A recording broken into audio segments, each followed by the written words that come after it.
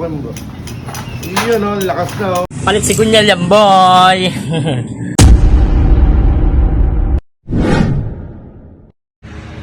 Good day mga aport. Ngayon naman nakasikasuhin natin si Project Sky mga aport. Dadalawin natin yung makina niya at papakita ko sa inyo yung bagong pyesa natin na ikakabit sa kanya na sponsor ng isang aport natin. Ito yung sinasabi ko sa inyo mga aport. May nag-sponsor natin ng black para kay Project Sky.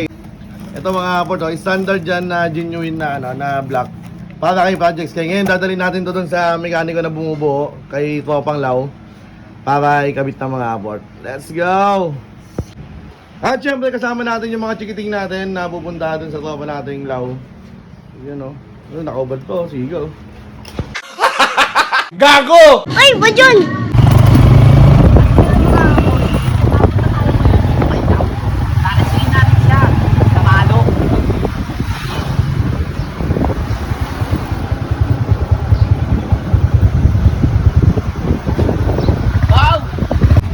At nandito lang nga tayo mga aport kung saan naka-confine si Project Sky mga aport. Ayun si Tropang Lau. Busy o. Busy na, pogi pa. Gago! Ay, ba dyan? Ito na yung makina ni Project Sky mga aport. Ito yung kaya pinabiyak natin. Ito yung crankshaft assembly niya mga aport. Papalitan natin ng bearing, yung side bearing mga aport, at yung bearing ng connecting rod mga aport. Papalitan din natin. Yung block nito mga aport, meron siyang kalmot na mababaw. Yun pa rin sana gagamitin natin. Pero dahil may nag-sponsor nga sa atin nung bagong block mga aport, syempre yun na ipapasalpak natin mga aport para talagang fresh na fresh yung Project Sky pag nabuo na. Ito yung crankshaft assembly natin mga aport. Ito yung dahilan kung bakit natin pinabiyak yung makina ni Project Sky. Ito ganyan mga aport. Tupukin mo bro.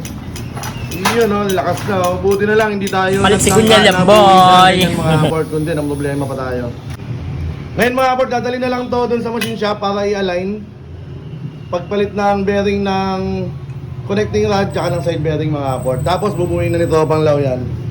At may tatayo na natin mga aport. Diyan mga aport, ang makikita nyo may binuhuin ko pa natin na panlaro. Yan. Hanap ka laro, hindi ka away. Sound check! Bomba.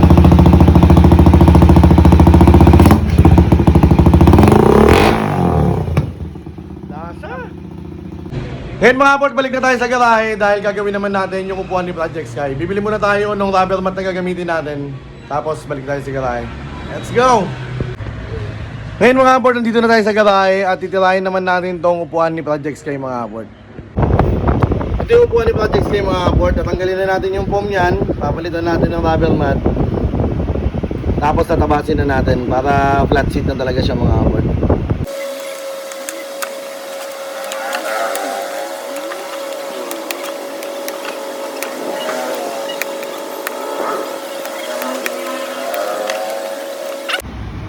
Okay, alright mga aport, natanggalan natin yung seat cover at yung foam nya. Ngayon tatabasin na natin itong plastic at para masukatan natin ng rubber mat mga aport.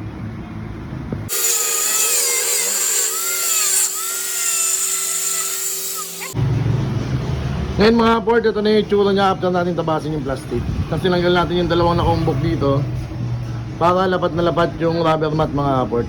Ulitin naman yung rubber mat natin kaya magiging maganda yung ilalim mga aport. Kikinisin lang natin itong tinabas. Let's go! Ngayon mga aport, magkakat na tayo ng rubber mat.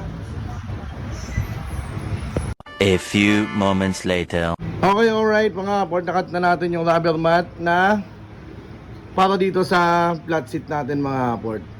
Ayan, hulmay na lang ng tropa natin yan dun sa magtatahi. Dadalhin natin to dun sa magtatahi. Siya na yung maglalapat nito. Tapos papakita ko sa inyo sa next video kung ano yung resulta ng flat seat na ito mga aport.